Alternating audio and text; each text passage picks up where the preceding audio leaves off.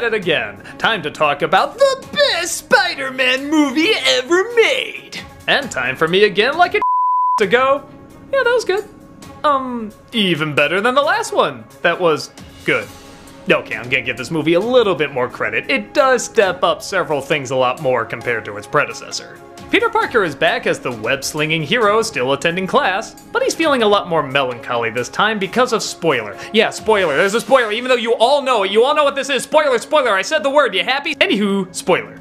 Tony Stark is dead. What? Next you'll tell me Peter Parker is Spider-Man. Oh, you said that, spoiler! Anyway, Peter's obviously feeling very bummed because after his passing, his kind of Uncle Ben, if you will, working a little backwards, but then okay, I'm kind of okay with this. He gets all these cool gadgets that apparently Stark had planned out for him to use because he want him to kind of take his place, so to speak. But Peter, still just being a boy in high school, doesn't think he has the responsibility to take it on. As you know, with great power, yada yada yada. When traveling to Venice on a school trip, he sees someone else that he thinks would handle that responsibility a lot better. A super being from another dimension called Mysterio. He forms a pretty strong friendship with him, and the more he talks, the more he realizes he doesn't want this responsibility. I know, a Spider-Man movie where he doesn't want to be Spider-Man, imagine. The rest of the movie is stuff you've usually seen in Spider-Man films, but it's still done relatively well. He has to make sure nobody knows his secret identity while constantly always trying to save the day. He wants to form a relationship with Mary Jane. He has to pass his classes while making sure nobody dies, all that kind of stuff. So okay, there's really two ways you can kind of come at this film, and neither is really the wrong way. The way I think a lot of people come at it is, this is a Spider-Man issue. It's another story. It has some depth, it has some intrigue, it has some laughs, it has a lot of charm to it, and it does that totally fine. It does a good job. I liked it. Are there awkward moments? Sure, but what Spider-Man movie doesn't have that? The way I want to come to this movie, but I'm trying to tell myself not to because I just don't think it's the right way to do it, is as a Spider-Man movie. A big film. Like when one of these came out, they were kind of these big epic stories with big epic villains. But like the last one, this is clearly an MCU movie that just happens to be Spider-Man. And I can kinda see why. We don't really have a superhero in the MCU that's like this. It's just a kid going to high school and it's kinda smaller stories, and yeah, it's always the world's gonna be destroyed and some big bad guy's gonna kill people, whatever. But it's nothing really that new or epic compared to some of their bigger stories like Infinity War, Guardians 2, and so forth. But in a strange way, this might weirdly work. I think the series is kind of doing the slow burn. I mean, you know the general story. Parker gets these powers and then discovers the big responsibility that's involved when somebody close to him dies. And that, even though they don't do it in one movie, it's kinda what still is going on here.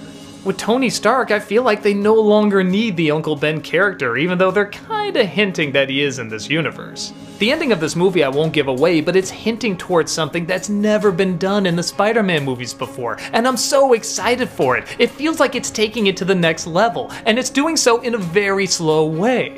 But yeah, as a standalone film, can I still say, this is it, they finally got Spider-Man right again? I don't know, I don't think we're there yet, but I don't know if we're supposed to be there yet. The other Spider-Man movies had to squeeze a lot of epic storytelling into these short time spans. I mean, this is years and years of comic books being put in. This one might just be taking its time. It's kind of like when you watch a TV series and you see those first few episodes and you're like, this is fine, but you don't say this is one of the great shows. You wait until episode 4 or 5 or maybe even a later season in order to say that. So because of that, some of the issues do stick out a little bit more to me. For example, the original story behind the villain I thought was better than the actual story behind him. Again, I won't give too much away, but what they were setting up before I thought was a little cooler, and yeah, I know the original is closer to the comics, and it actually very cleverly ties into Stark, but it's kind of like what they did in Iron Man 3 where they kind of trick you with the villain, but the thing is, they still had another threat, another big something that was intimidating for the main hero to go against. This one, it's still just the thing they tricked you with, so the climax doesn't feel especially big or important. It's just kind of another stopping a guy doing something bad. As goofy as villains like the Green Goblin or Doc Ock or the Lizard were, they still felt big and grand, where this feels like a much smaller scale. But again, that could be the point. It's kinda hard to judge right now, because we have to see where they go with it. I feel like these movies might finally be building to that big, grand Spider-Man movie I was waiting for. I mean, don't get me wrong, there is some depth in this. I mean, there's especially a great scene where all these illusions are used to, like, drive Peter nuts and give into his nightmares. And it's a really great scene, and I haven't really seen that in other Spider-Man movies. I was kind of hoping the rest of the film would be like that, but for now, it's just kind of a teaser of what we might get from an actual big Spider-Man movie. So yeah, bottom line, like the last one, I think it's a good movie. Do I think it's great? No, but I do think it's better than the last one. And I think the idea is for them to kind of do the slow burn, and I'm actually really okay with that. But here's the other thing I haven't brought up yet. We're in a post-Spider-Verse world. To me, this is hands down the best Spider-Man movie, the one that has everything in it. It even has like every kind of Spider-Man in it. It's just amazing. So sequels to that, I'm much more excited for. Where sequels to this, I'd like to see, but I'm just not as amped up. And I think that's saying something. The Spider-Man that has a Spider-Pig in it is bigger and grander and more incredible than the actual Spider-Man movies that are just focused on Peter Parker Spider-Man. There's something really great, but also kinda wrong about that too. I guess I can't be too picky. I mean, it's not like we don't have a variety of Spider-Man movies to choose from, and it's not like we don't have a phenomenal one that's finally out and it's gonna get more movies. Maybe it's just the OCD fan in me that says, man, if we can take elements of the first series and the second series and this series and somehow combine them together, we can get that perfect Spider-Man movie.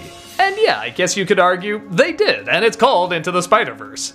But you know what I'm talking about, just focusing on one Spider-Man, Peter Parker, doing his thing so everybody can be like, wow, I see why this is one of the great superheroes. As this series is now, I would not see why this is one of the great superheroes. I would just see it as another superhero series. A good one, but just another one. But as I said before, they could be building up to it. And if they are, fantastic. I'll wait, I'll totally see where they go with it. If not, then I say this is just another enjoyable superhero movie. And given some of the things we've gotten from other Spider-Man movies, I'd say that's good enough.